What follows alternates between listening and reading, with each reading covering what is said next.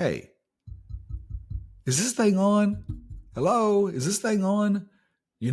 Sometimes it feels like that, right? It feels like we do a lot of talking, but no one's actually listening. Are we just making noise? That's our topic on this episode of the Educators Among Us podcast. Welcome to the Educators Among Us podcast, where we share motivational messages and inspiring stories for and about educators. Your host, Scott Barron, is author of the critically acclaimed book, Love 'Em and Lead 'Em, and provides powerful insights and wisdom for those who heed the call to teach, coach, lead, and serve at all levels of education. This is Scott Barron, and I am just honored to be your host for the Educators Among Us podcast. It's Thanksgiving week in the United States, and we get to celebrate so many things that we are blessed with, and some things we just kind of take for granted sometimes, and we have to stop. We have to stop and remember, right? That perspective, as we shared in several of the workshops that happened this past week at different school conferences, perspective is so much more valuable than perception. Because perception, we can get lost in emotions and deceived sometimes by what we're feeling. But perspective, it reminds us of who we are and why we do this. And that's the very purpose of this podcast, is to provide just that perspective that is specific to the experiences, the needs, the journey of educators. And when we say that word, we do mean everybody, anyone who is involved in the education program, the system, the services, and there's a wide range. There are, of course, teachers, and there's coaches, and there's librarians, and there's administrators. We need those leaders. There's board members, there's custodians, there's lunchroom workers, there's bus drivers, there's people in the business office who make everything happen on that side of things, and there's counselors, and man, the list just goes on and on and on. We need a team, and the education system works so much better when we have a culture of trust, when we listen to each other, when we especially communicate. And the communication is a word that we kind of throw out there, but a lot of people have different versions of that. When we do surveys for schools as they're doing strategic planning and trying to figure out their direction forward, often we'll do a survey, and the number one thing typically that gets criticized is communication. Right? Hey, are you listening? Right? I mean, we're sending stuff. It's like the back to the future, right? Hello, McFly. Hello.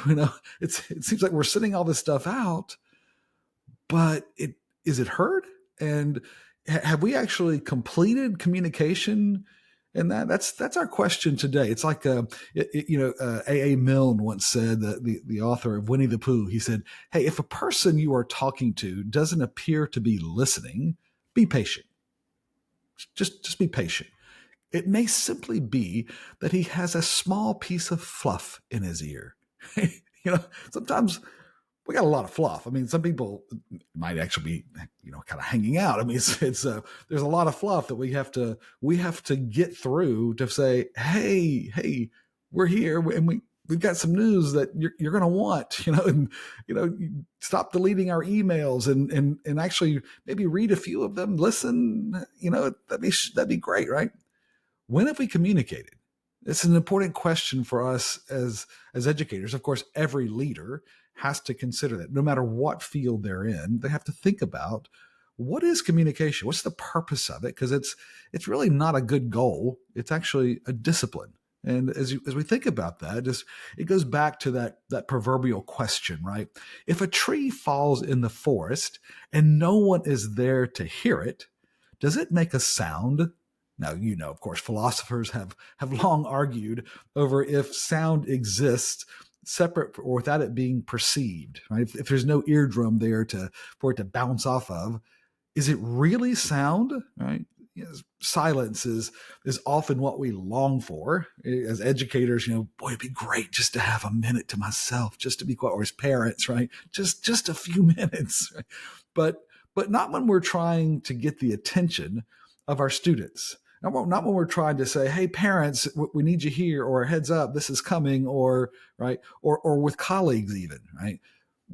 We need them to listen. We need our message to get through to them. Right? Well, that requires having some other habits that sometimes we underestimate how important it is that our professional development growth incorporates that. Because if we send an email, if we post an exciting video, or we share the latest accomplishments, but very few read it, hear it, or act on it, respond to it, did communication actually happen? The way you communicate reveals everything about you, said Amanda Patterson.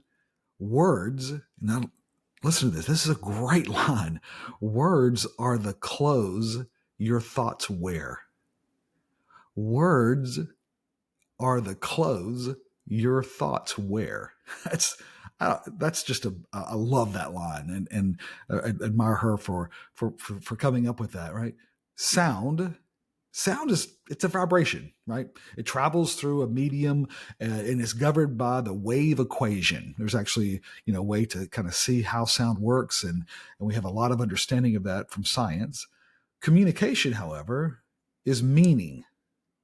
It's traveling through a relationship that is cultivated, right?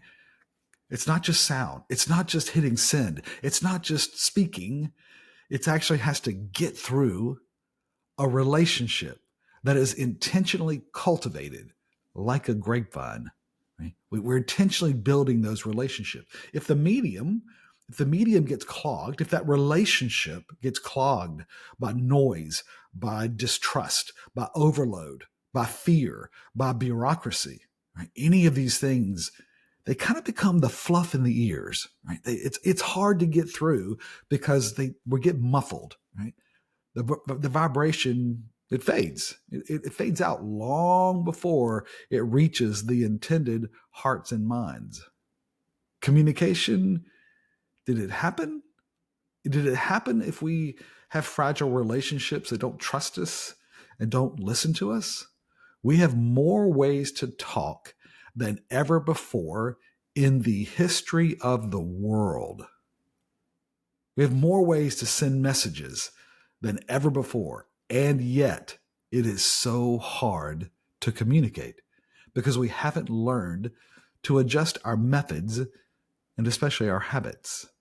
You see, communication, as Roberto Guazzetta said, communication is the only task that you cannot delegate because it's so crucial to those relationships that you need for your personal success as well as for the organization's success.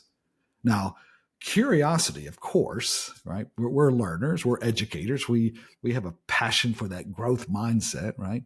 Curiosity drives us to consider how we might change our voice, our timing, our cues, so that they will invest the time to listen, so that our intended audience will actually pause from all the interruptions and all the pace and all the other things that are coming at them, that they'll stop for a moment and listen and believe us, especially in those crucial moments. I mean, there are times when we need them. We need them to take action. We need them to get with us. We need them to help us solve the problem. We need them to believe us, right?